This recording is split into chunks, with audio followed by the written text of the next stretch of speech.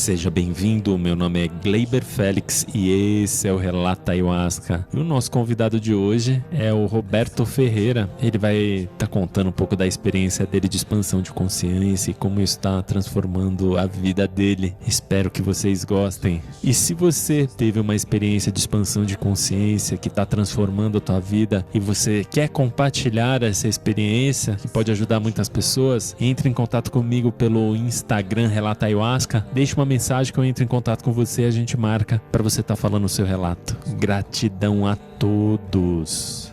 É isso aí. Seja bem-vindo ao Relata Ayahuasca, Roberto. Eita, obrigado, boa noite, né? Como é que você tá? Tá tudo bem contigo? Nossa, tá tudo jóia, graças a Deus. Você é de Minas, então? Eu sou natural de Poços de Caldas, que é sul de Minas. Seus pais moram lá em Poços? E meus pais moram lá em Poços. Não sabia disso, eu pensava que você era daqui. Uma delícia, eu adoro aquela cidade. É uma cidade turística, agora é mais turismo de aventura, mas ela tem águas termais. Lá em Poços eu tô numa banheira, sei lá, alguma ducha, um ofurô. Olha que delícia. Faz tempo que eu não vou numa termas assim. É bom. Então vamos lá, conta um pouco da sua história. Como é que você chegou nas medicinas sagradas? O que te levou, te impulsionou? Como é que foi esse chamado para você? A minha história é meio complexa. Eu sempre tive esse contato desde a adolescência com a floresta, né? Meu pai é da roça, né? Então a roça tá em mim, nunca escapei dela. Eu sempre tive essa questão com a natureza, esse cuidado, essas coisas. E aí na adolescência, meu pai recebeu a proposta de um primo dele, junto com o irmão dele, e a gente se mudou para o Mato Grosso. E era bem norte do Mato Grosso, né? Que não tinha absolutamente nada. A cidade tinha 5 anos. Peixoto de Azevedo era mais velho já, que é a cidade principal que a gente chegou. Meu pai virou garimpeiro. E aí foi uma coisa muito estranha, assim, porque ao mesmo tempo que eu não entendia o que estava acontecendo, era o sustento da minha família. E eu aproveitei bastante essa época, mesmo sem saber da degradação, da natureza, essas coisas, né? Que eu ia pra floresta. E lá eu me sentia muito bem. A floresta virgem lá, né? Beleza, os anos foram se passando, minha família voltou para Minas e eu sempre tive essa conexão. Quando eu tava lá na mata, ia no garimpo, depois meu pai teve fazenda, então eu tomava banho no rio. Era muito gostoso. Quando eu voltei para Minas, a mãe da minha cidade chama Caldas, por isso que Poços de Caldas. Eu ia muito para Caldas na adolescência. Eu tinha amigos lá, era perto. E Caldas tinha uma união do vegetal lá. E era um mistério para a cidade total. E eu, assim, eu acho que isso aí é para mim. Eu acho que essa conexão é interessante, porque tem essa ligação com a floresta ancestral. Eu não sabia nada, e naquela época não tinha a informação que a gente tem hoje, né? Pergunta pro Google, rapidamente, em 5 minutos você tem a informação daquilo que você quer saber. Faz quanto tempo isso daí? Isso tem mais de 20 anos, 25 anos, por aí, de 26. Nem se falava muito de ayahuasca assim. Não, um grande tabu, um grande mistério, né? E aí, como eu nunca tinha contatos que me convidassem para essa reunião, eu sentia que aqui ia acontecer esse contato com a ayahuasca, na época era o Daime, mas eu achava que eu tinha que sair daqui de onde eu tô e ir lá no meio dos índios, na raiz, e comungar com eles, e aprender com eles. E isso ficou anos na minha cabeça, e eu saí de lá, eu fiz minha faculdade, enfim, eu continuei. Aí eu comecei a namorar, isso mais recente agora, né, com o Samuel. 3 anos, mais ou menos, de namoro, ele passou por uma grande decepção na vida dele. E foi muito triste. Eu acompanhei e foi na época de troca de governo, Dilma para Temer, aquela bagunça toda política acontecendo no país. E ele muito deprimido, assim, a gente meio que sem saber o que fazer. Então, uma amiga dele chamou ele para ir para um terreiro. Eu nasci num lar cristão, imagina que eu vou para um terreiro. Ele foi um dia, na outra gira, eu tava lá acompanhando ele. Falei, bom, meu namorado, eu preciso acompanhar, e veio aquela curiosidade. O primeiro contato com Umbanda e com mediunidade mais a fundo, e as coisas foram ficando um pouco mais claras, assim, nessa questão religiosa para mim, porque até então eu tinha a minha religiosidade que eu aprendi na infância, na adolescência, e que eu fui simplesmente expulso. da igreja, né? Porque meus atos não condiziam mais com aquela realidade toda da igreja. Então a igreja me desligou, óbvio, é normal isso, e eu atendi isso, né? E aí, como se não bastasse conhecer uma nova religião, né, vamos colocar assim, alguns meses depois o Samuel fala, eu tenho um amigo, o Rinaldo, mais umas pessoas lá, eles vão para um ritual de ayahuasca. Aí eu falei assim, como assim ritual de ayahuasca? Eu não vou. Não, porque a ayahuasca tem que ir para a floresta. E aí um dia eu tive um insight nas vésperas. Veio uma voz e falou assim, Roberto, presta atenção, aonde você mora? Aí eu falei, eu moro em São Paulo. E São Paulo é uma selva de pedra. Então, a sua floresta é um pouco diferente do que você acha que é a floresta. É a floresta urbana, é a selva de pedra. Eu tô aqui te chamando. E por que você tá aí reclamando? Por que você acha que tem que ir lá? Eu tô vindo até aqui. Aceita. Falei para ele, tá bom, vamos embora, Samuel. E aí foi uma experiência muito interessante, assim, uma das maiores experiências que eu já tive na minha vida. Eu entendi aonde eu estava, e eu agradeço muito a Casa Hairá, é a primeira e única casa. Pretendo conhecer outras, porque é muita confiança, mas é aí que eu entendi que era a medicina. A partir desse momento, tudo na minha vida fez um sentido, porque eu me encontrei dentro de uma cultura religiosa, porque tudo que você busca o sagrado, para mim, é religioso. Aquela busca lá da adolescência veio e concretizou. Nesses encontros que a gente tem com o espiritual, com o divino, que é essas experiências psicodélicas que a ayahuasca traz, que é uma delícia de viver, muitas vezes é triste, mas no final tudo é muito bom. Eu comecei a ver que eu não precisava ir lá na floresta para poder descobrir tudo o que é a essência, porque ela veio. Então, a gente pode aproveitar isso. E isso começou a fazer uma transformação muito profunda na minha vida, no meu ser, do que eu penso, de quem sou eu, do que eu vim fazer aqui, por que eu estou aqui, o que eu quero ser quando crescer. E recentemente eu lidei com essas questões, assim, né, o que eu quero ser quando crescer. E foi muito bacana, porque fazem 6 anos que eu comungo, né? E essa questão, assim, foi muito interessante, porque, eu sou médico veterinário. Isso é essa profissão. Eu quero ser um ser humano melhor, eu quero ser um ser humano que tem valores dignos, de sabedoria. E isso foi muito profundo, assim, sabe? Esses fechamentos, assim, que vão. Porque quando você começa, você tá... Qual que é a tua intenção de estar ali, né? Você não sabe disso. Curiosidade? É engraçado que tem isso mesmo, né? A maioria das pessoas não sabe muito bem o porquê que tá indo. Quando eu fui a primeira vez, eu fui ver se eu não tava doido mesmo. São raras as pessoas que já vão aí com um certo objetivo. Exato. Inclusive, há 5 anos atrás, nossa, assim, você não achava muito material nas redes sociais, era meio tabu. Hoje já está muito mais casas, né? Mas aí também mora muito mais perigo. Não desmerecendo as casas, mas eu penso que a ayahuasca hoje, existem várias formas dela chegar até a gente, por vários meios. E depende muito do meio da onde ela está sendo usada, é uma coisa sagrada. Lá no meio do rito eu tomo umas peias e falo assim, realmente, gente, peraí, cadê minha conexão com o sagrado? E alguns lugares acabam misturando, deturpando muito uso. Então, tem que ter um pouco de cuidado também. Depois que eu conheci a Casa Hairá, entendi que é uma questão muito mais profunda do que isso, eu tomei alguns cuidados, porque você está ali expandindo a sua consciência, aberto para as suas questões, mas também é um ambiente sagrado, ritualístico ali. Exatamente.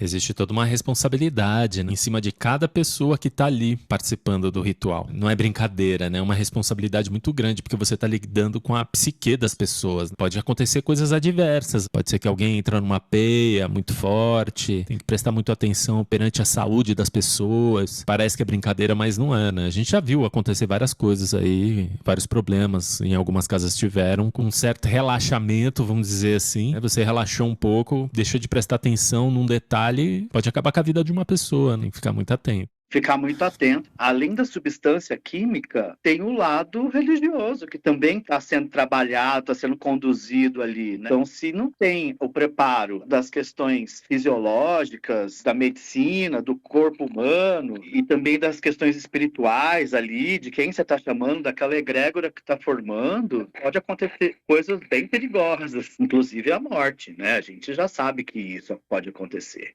E, às vezes, pode acontecer acidentes. teve um menino que caiu e bateu a cabeça. E aí, você faz o quê? Todo mundo ali, né, naquela euforia ali da medicina, o ritual acontecendo e o menino caiu, foi socorrido da maneira correta. Então foi tudo bacana. E se ele tivesse em outro lugar, será que ele poderia ter sido socorrido da maneira correta? Será que alguma coisa poderia ter tido uma sequela, traumatismo craniano, por exemplo? Então, assim, é muito importante a gente saber aonde que a gente está. E eu descobri tudo isso tomando medicina e observando. Então, assim, eu fico muito feliz hoje porque a medicina, dentro de mim, desde sempre, existia uma conexão minha e dela também. Ela falava para mim no começo, ela falou assim, calma, vai chegar. E depois ela falou, você está na selva de pedra, tô aqui, vamos desbravar isso também? Agora, é claro que eu tenho um grande sonho, que é tomar a medicina na floresta, né? Ela fala para mim aí, vai, aprende muita coisa aqui, a hora que você chegar lá vai ser o deleite seu.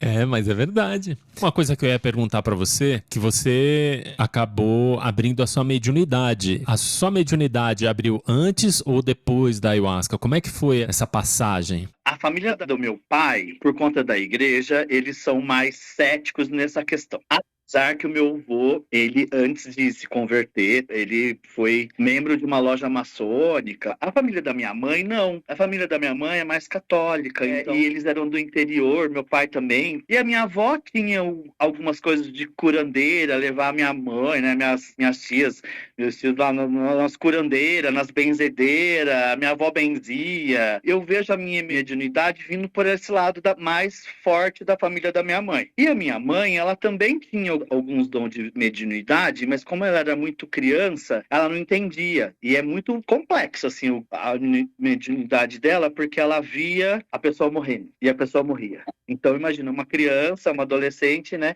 vendo a tia Cida morrer, e depois chegar alguém gritando que a tia Cida morreu. Então era complexo para ela. E ela bloqueou isso. E aí veio e eu desde criancinha, eu ouvia vozes, ouvia umas coisas porque eu tinha dor de cabeça. E eu não entendia isso. Mas eu sabia, assim, que, por exemplo, algumas coisas eu conseguia prever, assim, sabe? Uns insights. Mas eu não entendia isso. Com o passar do tempo, eu fui entendendo que existia mediunidade, espiritismo. Mas, quando eu acabei indo para Umbanda, aí que eu entendi o que realmente é mediunidade, como que se trabalha com a mediunidade, essas coisas. E logo em seguida veio a ayahuasca. E isso fez um complemento em relação a esse sentimento. Eu, por muitos e muitos anos, também ter bloqueado a minha mediunidade, não desenvolvi, eu também não tinha um mentor, alguém que me ajudasse ali, então eu não consegui desenvolver muito. E lá na Umbanda, então, desenvolvi um pouco mais, mas eu sinto que é diferente, assim, quando a gente fala mediunidade, é muita coisa. Não dá para falar assim, eu recebo alguém, incorporo alguém, escrevo, ouço, vejo, sinto. Às vezes é tudo isso junto, às vezes é só uma coisa, às vezes são só pensamentos que vêm como forma de, assim,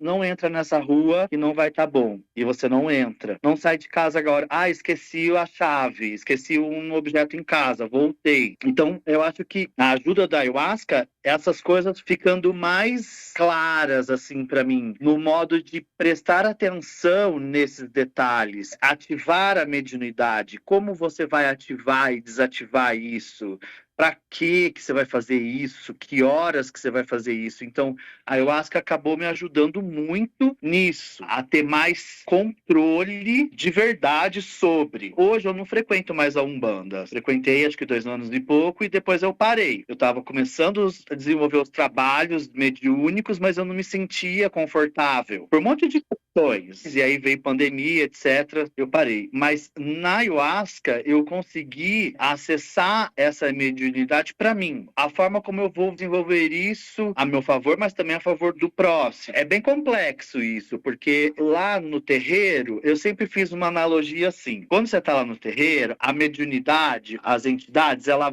vem até você. Eu vejo assim, o meu pensamento. A mediunidade é um canal que faz a conexão com o espiritual. Tipo um portal que se abre ali. Então, eles que vêm. Quando você está sob o efeito da ayahuasca, eu vejo um pouco ao contrário. É você indo. Por isso que a gente acaba tendo peia, esses desequilíbrios, essa confusão mental, até a gente conseguir chegar e atingir lá e fazer o que você precisa. Então, hoje eu vejo a minha mediunidade dessa forma, assim, aonde eu consigo chegar, as formas que eu consigo acessar dentro de uma cerimônia, quem eu quero conversar, quem vai me conduzir ao meu objetivo, a minha intenção, quem vem falar comigo sobre a minha intenção, se é índio, se é um ser encantado, se é a Siri que tá vindo, é a jiboia, é o beija-flor, quem que tá vindo falar comigo? Então, essa questão eu consegui trabalhar mais através da minha mediunidade. Quem que eu tô procurando? Esse canal. A ayahuasca me ajudou a abrir e manter o canal. Então, por exemplo, eu sou uma pessoa meio inquieta, eu não fico muito tempo parado ali, sentado, meditando, relaxando. Eu danço muito no ritual. Dançar também é a cura. E ali, nesses movimentos, eu tô com a minha mediunidade aberta, conversando, pedindo, falando, balançando a minha pena, rezando. E ali tá, a minha mediunidade tá aflorada ali. Naquele momento tá 100%. Porque ali eu também consigo absorver um monte de coisa. Quando passa e termina tudo aquilo, fecha o canal, tudo. Mas isso reverbera em mim. Então, às vezes eu tô aqui em casa, eu sinto que tem alguém querendo falar comigo. Eu falo, e aí, vamos conversar? Vamos. Eu falo, fico conversando sozinho. Mas, na verdade, eu sinto que tem alguma coisa, que tem algum canal, que tem alguma coisa aqui que eu preciso falar, conversar, mas eu não tenho essa mediunidade que a gente vê, igual o Chico Xavier, sabe? Que, vem cá, a gente vai dar uma consulta para você. É mais pessoal do que coletivo. É que ele era bem high level, assim, né? A mediunidade dele era de escrever, de ver, de prever o futuro. Então a dele era bem mista. Era high level faixa preta, né, meu? É o master, um exemplo, né? Como eles, como tem outros. E eu não conseguia fazer isso, né? Então eu acabei usando esse canal para mim mesmo. Eu gostaria sim de desenvolver num trabalho, numa coisa mais específica, num outro ambiente, mas eu vejo a ayahuasca como uma ferramenta para uma manutenção e acertos da mediunidade do indivíduo, porque você acaba se observando também nesse sentido da observação, como é, que faz. Ah, mas é isso mesmo. Já teve pessoas que eu conheci que abriu o canal da espiritualidade muito forte. Eu não tava nem esperando e aí já até ter viagem astral, esse tipo de coisa, né? É como você falou, a casa de Umbanda, quando você vai, as entidades descem, né? A ayahuasca é como se fosse as entidades. É o elo de conexão pra espiritualidade. Eu vejo dessa forma, né? Não sei se é certo ou não. Na verdade, não é nem intenção de saber se é certo ou não, mas é a forma que eu vejo, assim. Que tem essa conotação. Mas eu também sinto falta de vez em quando ir num terreiro. Tem algumas coisas que outra entidade, ela consegue ter uma observação um pouco mais profunda do que a nossa. Pode ser que a gente fique um pouco mais tempo batendo cabeça com certas coisas que a gente vê, que não entende, né?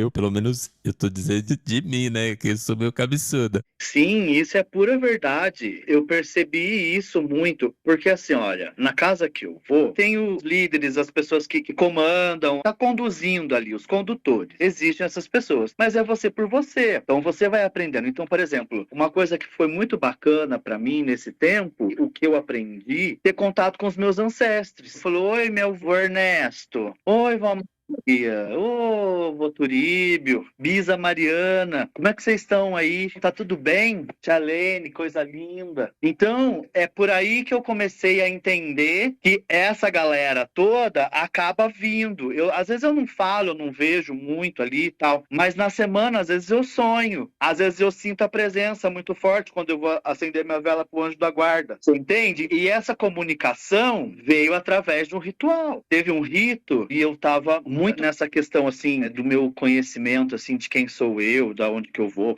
essas coisas todas aí. Porque eu, até onde eu conheço, da minha família, tanto de pai quanto de mãe, eu sou o único gay. Cadê? Não é possível. Meu pai teve 10 irmãos. Todos os irmãos tiveram filhos. Cadê? E eu fui o único. Então, assim, pelo menos que assumi que tô aqui, né? Então, gente, alguma coisa tá errada. Então, essa questão foi uma coisa de muitos anos. E eu entendi entendi, assim, que talvez eu tenha vindo para fechar um ciclo, para dizer para essa galera toda ancestral que tá tudo bem, que tá tudo perdoado, que tá tudo certo. Eu, como representante da família, desse lado mais holístico, que consegue fazer o contato ali, tá fazendo esse elo de perdão, de ligação, falando para eles que tá tudo bem. Isso é muito pessoal, né? Claro. É uma experiência minha que eu tô contando. E uma vez foi vindo todo mundo assim, sabe? Quando você vê assim, um monte de pessoas de uma vez. E aí a minha família, principalmente do meu pai, é muito de procurar a árvore genealógica, as raízes. E uma vez um tio achou uma foto dos meus tataravós. Era mais sabe que a família inteira deles, é gigante. Assim, uma galera, acho que devia ter umas 15,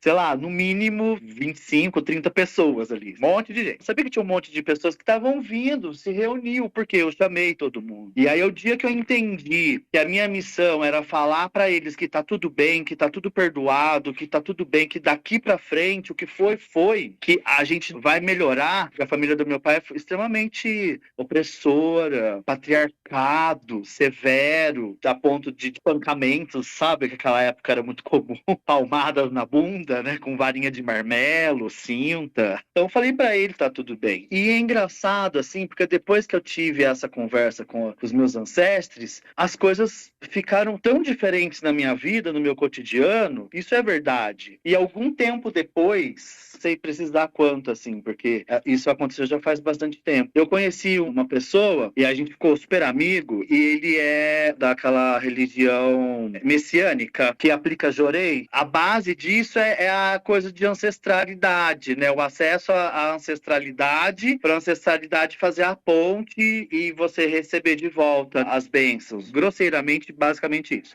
E eu fui algumas vezes. E algumas vezes eu acabei sonhando com alguns parentes e eles falavam assim, olha, eles me chamam de Júnior, na verdade, né? Que é a minha família. Tá tudo bem, você conseguiu fazer alguma coisa que desbloqueou, que liberou a galera. Não posso falar assim que perdoou todo mundo, mas é que como se fosse, como eu falei antes, assim, foi um start.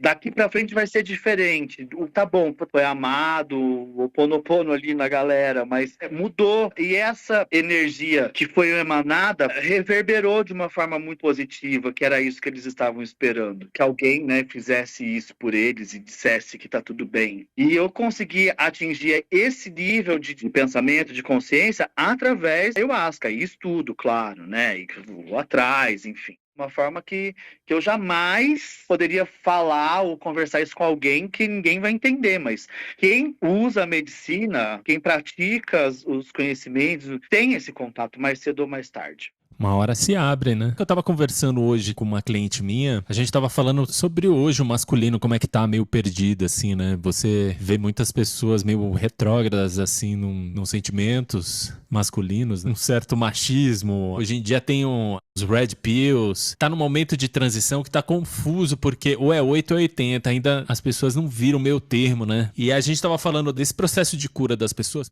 O homossexualismo, hoje, ele é muito diferente do que era lá na década de 80, né? Lá na década de 80, se você falasse que você era homossexual, você tinha uma grande possibilidade de ser escorraçado da sua família. Era um tempo muito difícil, porque foi quando a AIDS estava vindo com tudo, né? Tava matando principalmente as pessoas que eram da comunidade gay, né? Então tinha esse preconceito muito grande contra os gays e achavam que os gays traziam essa doença pra família. E era uma doença mortal na época. Só depois, na década de 90, que começou a vir outros tipos de medicamento onde as pessoas conseguiam ter uma vida digna, bem melhor do que era antes, que todo mundo morria, né? Você viu Cazuza, você vê Enfio. Tem várias pessoas que acabaram não tendo a oportunidade de estar vivendo até os tempos de agora pra poder ter uma cura. Eu acho que nas nossas famílias teve muitas pessoas que se fecharam perante a isso com medo muito grande. Tem até clientes meus que assumiram a homossexualidade 5 anos atrás, sabe assim? Você começa a ver que, assim, tá começando a quebrar esses paradigmas na mente masculina, vendo que, pô, não tem problema nenhum você ser gay. Ainda falta muita coisa pro ser humano quebrar esses tabus. É muito tabu pra ser quebrado ainda. A gente acha que não, que a gente tá na modernidade, mas ainda a gente não tá tá na modernidade. A modernidade ainda tá longe, mas a gente chega, né?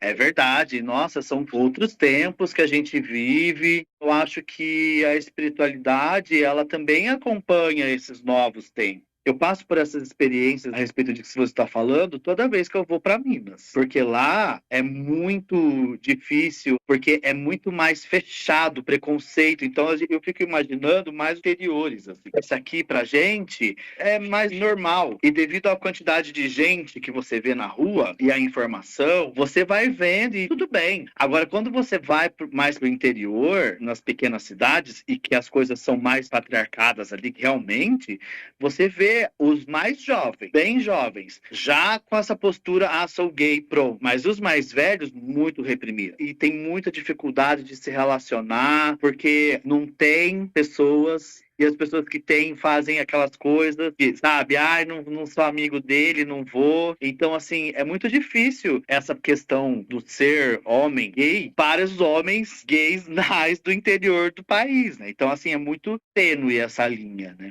E acontece demais, né, meu? É. As histórias que eu vejo, assim, tem histórias de um amigo meu que ele é do interior de Minas e foi muito engraçado a história dele porque ele fala que se tornou gay por causa dos pais dele. Fala que loucura, né? E ele tinha sempre a sensualidade desde a infância, né? E tem crianças que têm uma sensualidade muito mais forte. Então ele era muito de abraçar as primas, beijar as primas, sabe? Esse tipo de coisa. Esse carinho muito forte. Ele é um filho caçula. E aí o pai e a mãe, uma vez vendo isso, ele abraçando e beijando uma prima, chegou e retalhou aquilo. Falou, você não pode fazer isso com essas meninas. Ele tinha uns 5, 6 anos, assim. Só que não falaram que não podia fazer com os meninos, né? Só não podia fazer com as meninas. E aí ele começou a gostar de fazer com os meninos. E isso acontece muito no interior. Se expõe porque vai acabar com a vida dele. Vai acabar. Porque você imagina um homem tendo a obrigação do homem de casar, ter filhos.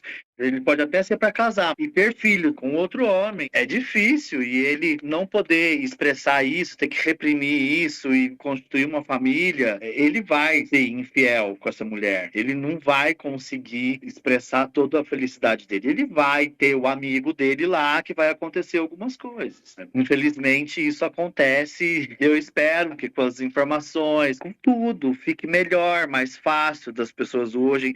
Hoje as pessoas, graças a Deus, elas já estão buscando mais a sua liberdade, se assumindo mais esses mais jovens, né? A nossa geração é muito difícil mesmo de assumir isso. Os caras de 30, de 40, de 50, mais velhos, é muito difícil assumir que é gay. Agora, os mais jovens, eles já conseguem já assumir mais isso, né? Então, eu acho mais bacana isso, até assumir algumas outras posturas. E tá tudo bem, a sociedade tendo que, entre aspas, aí, né, engolir os preconceitos e saber que ele tem que lidar com essas outras pessoas, assim como tem que lidar com negros, com asiáticos, com outras pessoas, que na época não era. E eu vejo pela minha própria família, às vezes, a minha mãe, nossa, mas agora tem tanto negro nas propagandas, eu vou falar o que para ela? Começar um discurso ali para ela de que agora o negro tem que ocupar o seu lugar, que agora ele tá ali porque a gente tá tendo que retratar essas coisas. Minha mãe tem 73 anos, eu vou começar a fazer um embate político ali com ela? Não.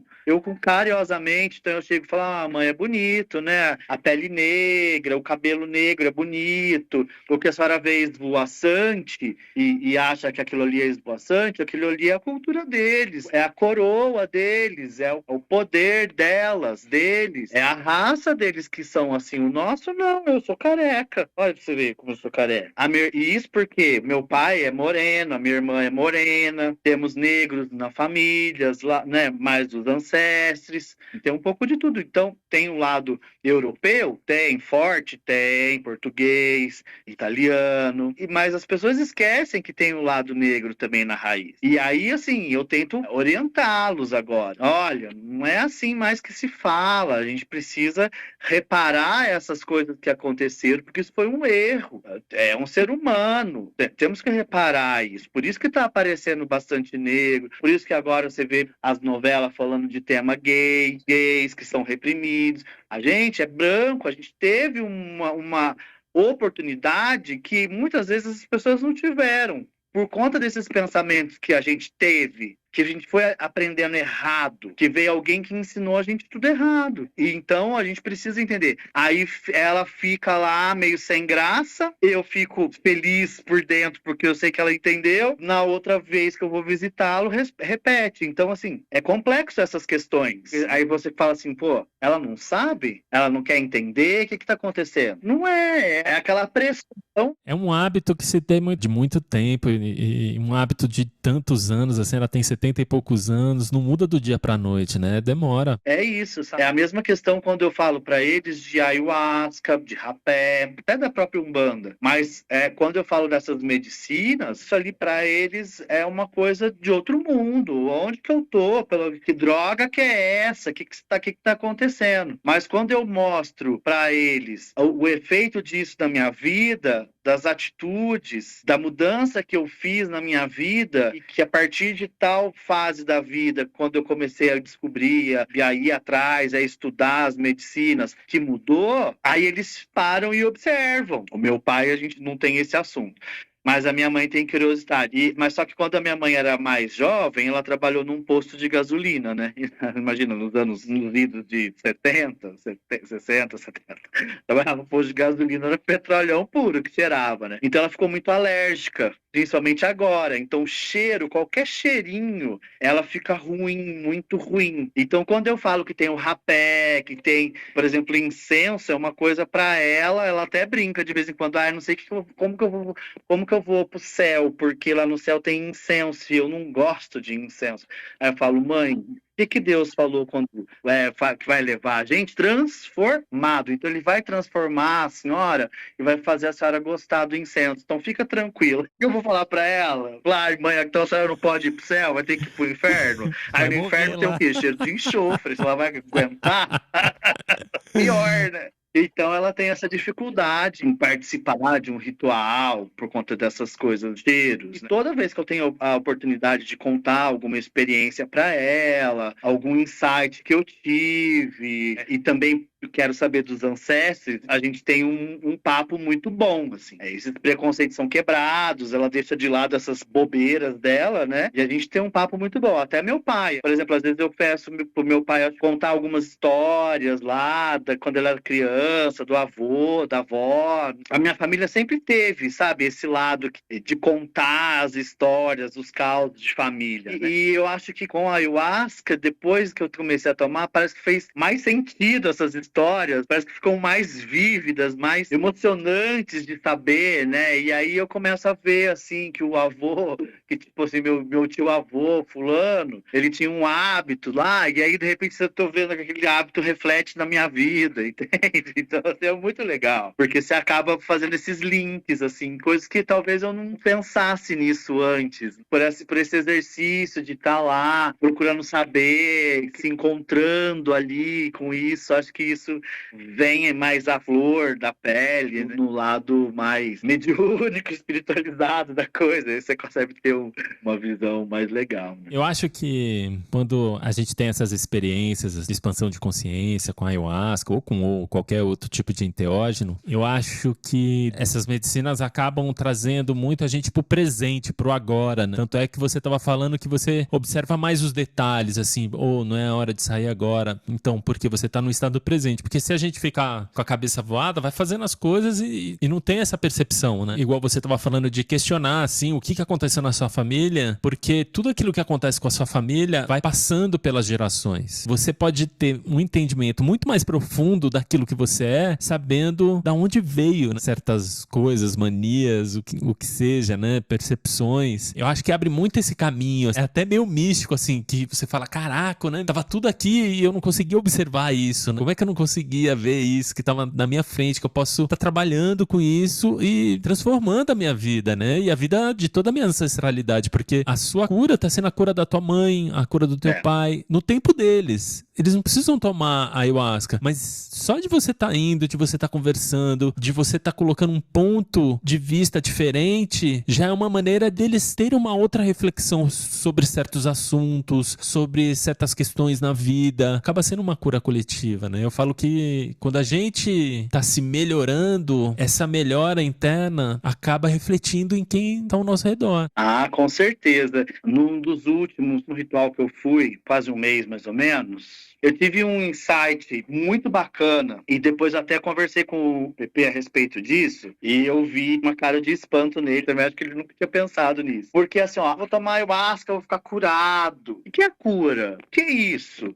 Ah, eu tô com uma feridinha aqui, passei a pomada, curou. Mas eu tô vendo a lesão. Mas e quando é da mente, do espírito, né? Então, muitas vezes, a cura vem da palavra. Então, alguém está conversando com você, alguma questão, ou toca um assunto, ou fala alguma coisa, que vai te tocar. E aí que vem a cura. Para mim, vem de umas formas. Só que falar é uma grande arte, mas ouvir é tão importante quanto falar. Às vezes, o ouvir que vem a cura. Saber ouvir. Então, às vezes, nessas conversas que eu tenho, eu percebo que algumas coisas mudam neles, falando dos meus pais, ou nos meus amigos. É exatamente isso, porque como a ayahuasca acaba te trazendo mais para o presente, modulando mais o seu ego, você começa a falar coisas mais coerentes, que as pessoas precisam ouvir. E da mesma forma, você começa a escutar mais também as pessoas que elas precisam falar. Então, muitas vezes eu começo a falar com um colega, por exemplo, um amigo, começo a contar um caso que estava me machucando, que estava me doendo, mas ele não quer me ouvir. Eu falei, você não quer me ouvir, filho? Então fala. O que você quer falar para mim? E aí a pessoa fala, às vezes, um assunto tão nada a ver, depois eu fico pensando assim, falo assim, ah, nossa, realmente ele estava precisando falar, porque aquilo que ele estava querendo falar casou com tudo aquilo que eu estou sentindo, e eu nem precisei falar para ele. É tão engraçado isso, porque ele estava falando bastante disso, medicina da fala, você recebe a cura, mas também você recebe a cura quando você está ouvindo. Sim. Quantas vezes, depois de um ritual, que as pessoas contam a experiência dela e como elas viram aquela situação e como ela conseguiu enxergar aquilo de uma outra maneira e conduzir a vida dela de uma outra maneira. Quantas vezes eu me curei tendo a percepção do outro, só de observar, faz de conta, vai eu e você lá participar de um ritual. Pode ser que o problema que você vai estar vendo lá seja o mesmo que o meu, só que de uma maneira diferente. Só que você vê de uma maneira e eu vejo de outra maneira. Muitas vezes eu tenho dificuldade de ver aquilo e você não. Você já tem uma outra percepção de vida que eu não tenho e essa sua percepção vai te dar uma nova conotação e essa nova conotação sua vai servir pra mim. Por isso que eu tive a ideia de fazer esse podcast por causa disso, né? Para as pessoas terem uma nova percepção pela ideia do outro, de como ver o mundo, de como ver as coisas, né?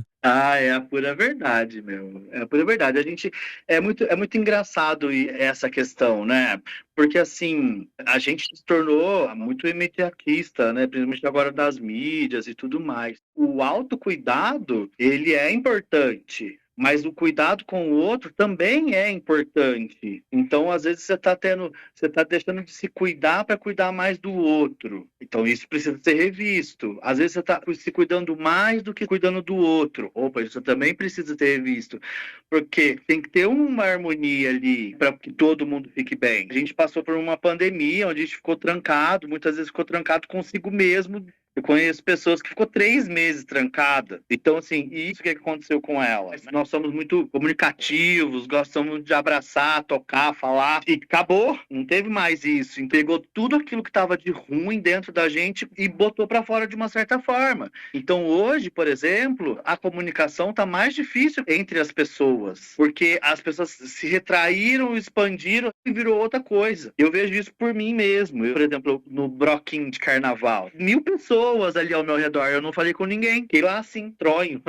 Perdi a interação. Tenho que reaprender a me interagir com as pessoas. Muito também por conta da minha profissão. Só sei falar dessa forma, não sei falar de outra coisa. Chegou uma hora que eu tava mais grosso no meu atendimento, mais estúpido, mas meu, você não sabe isso? Como assim você não faz isso? Então, assim, perde o carinho, perde o contato, o olhar. A empatia, né? O que ficou importante hoje? E eu acho que quando a gente tá nesse ambiente ritualístico, quando a gente usa a ayahuasca, eu só não pirei, não fiquei loucão, porque ela trouxe essa consciência pra mim. Opa, ó, calma, tá tudo bem, não precisa desesperar que vai ficar tudo bem. Lembra da peia lá que você quase vira do avesso, quando você pede um sopro lá, que você cai? Então, é isso aí, ó, calma, vamos ver o que que é, respira, se limpa e vai ficar tudo bem de novo. Vamos pro outro, ó. O que você aprendeu com isso, então? Então vem para cá, pro presente, fica aqui com a consciência mais vívida, os sentimentos mais equilibrados e vamos em frente, porque é aqui que você vai seguir teu caminho. Esses são insights que você vai tendo conversando aqui agora, por exemplo.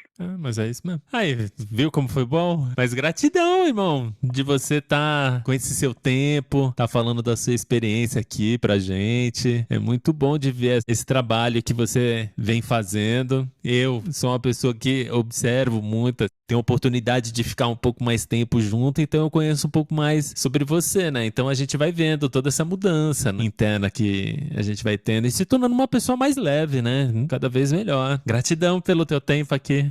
Isso é ótimo. Eu agradeço muito a oportunidade que eu tô tendo hoje. Você já tinha feito esse convite para mim antes, mas eu não deu certo aquela vez. Ontem mandou uma mensagem, passou, porque eu tô meio atarefado e tal. E aí eu lembrei, falei assim, não vou falar. Eu preciso falar, gente. Eu não sei o que eu vou falar, é tímido, tenho vergonha e tal, mas alguém precisa ouvir o que eu tenho para dizer. Porque uma vez você disse isso para mim, falou assim, essas palavras que você tá trazendo vai cair como uma bênção na vida de uma pessoa. E isso me reverberou muito. E eu falei assim, não, imagina, eu tô fazendo pós-graduação online, então é um monte de apostila, muita leitura, o trabalho. Falei, não, peraí que eu acho que tá na hora de eu falar alguma coisa para alguém ouvir. Então, assim, eu sou muito grato a você, ao canal, muito bem, muito bacana, porque não podemos nos desanimar, temos que manter sempre a alegria e a esperança em alguma coisa acesa para a gente poder seguir em frente e saber que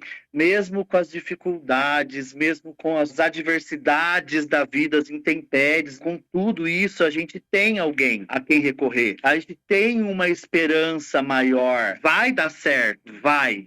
E principalmente a gente que comunga as medicinas, eu acho que tem que ter mais esperança de quem não comunga, porque a gente sabe de alguma coisa além. Não é que a gente tem que sair catequizando todo mundo, falando o que tem e que não tem. Mas a gente pode usar as ferramentas que a gente tem para melhorar o próximo. Igual eu tento fazer com a minha mãe, com meu pai, às vezes. Falo, mãe, vem cá, vamos conversar com amor, com carinho, com a empatia toda que a gente vai resgatando, a gente vai melhorando. Às vezes eu falo com um amigo, não vai tomar ayahuasca. Não, não vai. O que eu posso fazer para melhorar como ela me melhorou? Então eu acho que esse canal aqui é abençoado mesmo, para a gente poder conversar e discutir sobre esses assuntos. E eu sou muito feliz, assim. Exatamente, sabemos sim. Pô, muito bom, cara, falar com você. Você é uma pessoa muito divertida. É muito bom sempre estar falando contigo. Eu não sei como você consegue, né? Você sai do trabalho direto pra ir pra um ritual. Você fala, caraca, como é que o cara consegue, né? Eu já não tenho mais esse pique, não, rapaz. A gente tem que ter uns desafios na vida. Sair do trabalho de uma madrugada inteira e ir para um ritual de um dia inteiro, bem dizer, não é fácil, mas é o propósito. Eu aprendi, quando se toma, quando você vai conhecer, descobrir a medicina, tem que ter um propósito. E eu descobri isso. O meu propósito é ser um ser humano melhor. E para eu ser um ser humano melhor, eu vou me curar com feridas velhas. Então, eu acho que isso tem que ser feito com uma alegria, uma leveza, porque são momentos tristes, dolorosos que a gente tem que passar. E muitas vezes a gente fica lá remoendo aquilo